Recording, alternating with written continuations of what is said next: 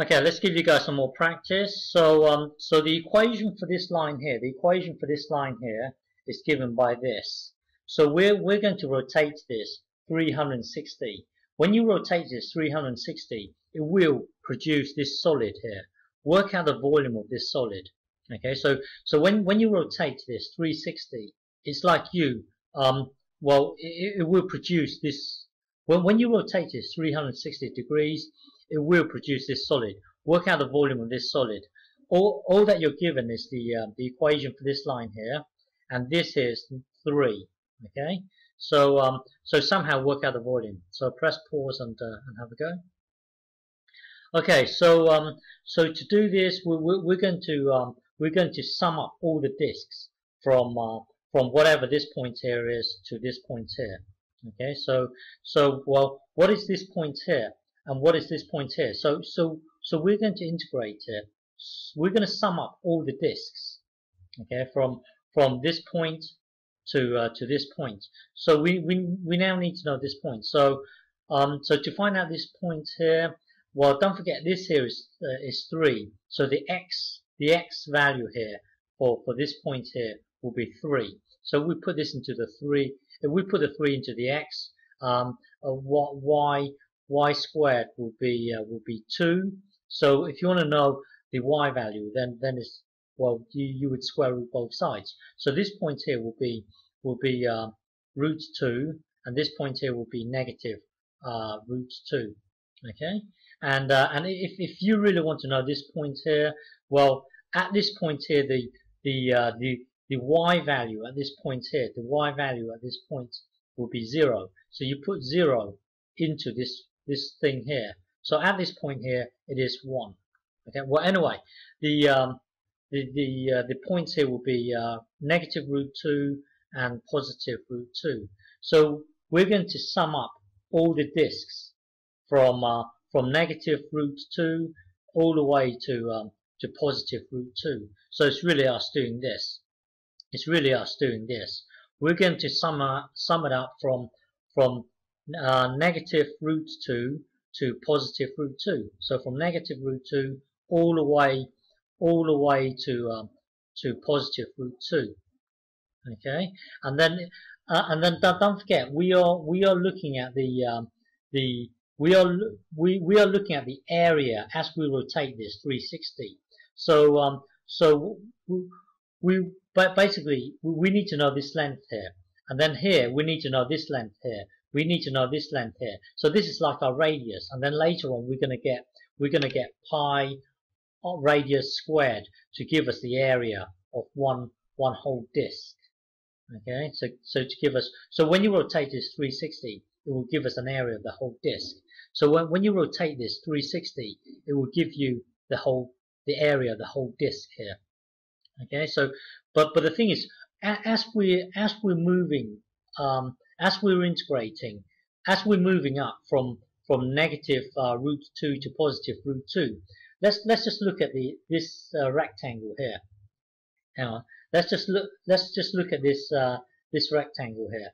The thickness of this will be dy. That's why you've got dy here. And the radius here is like you getting this bit, take away this length here. Okay, so hang on, let me clear this. So we are integrating it.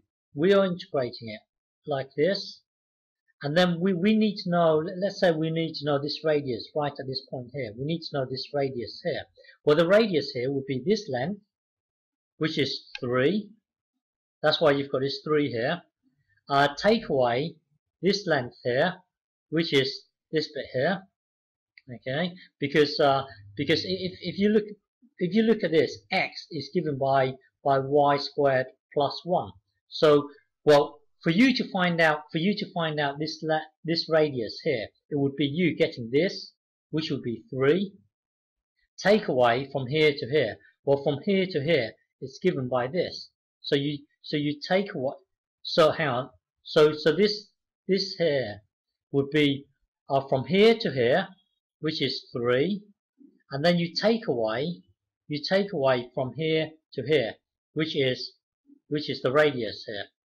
Okay, and then so this this whole thing here, wait there, this whole thing here is the radius. Okay, so this whole thing here is the radius. Now you're in effect pi radius squared. So this is pi radius squared. Then this whole thing here will give you the area of one disk.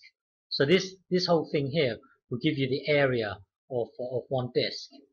Okay, and then well, don't forget you're integrating it from negative root 2 to positive root 2. So it's really, so the volume is given by this whole thing here. Okay, but because this is symmetrical, because this whole thing here is symmetrical, let's just work out the area of half of this volume.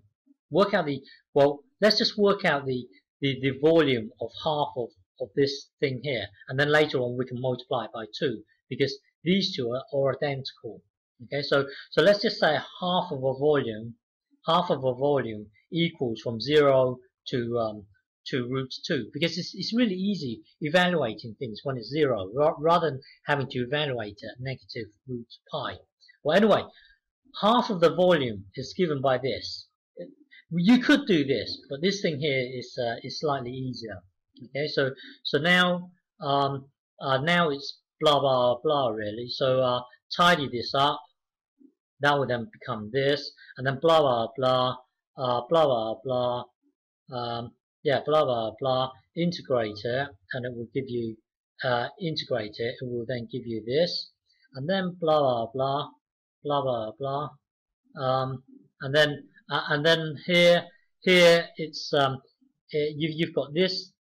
Well, get them to have all the same denominators, and then you can merge them together. So here you've got 60. It's like you saying 60 elephants, take away 40 whatever here, 40 elephants, and then add 12 elephants. Then you're going to get 32 whatever here, elephants. Okay, so well, yeah, blah blah blah blah. It will take you to here, and then half of a volume equals that times both sides by 2. So one whole volume is given by this. Okay.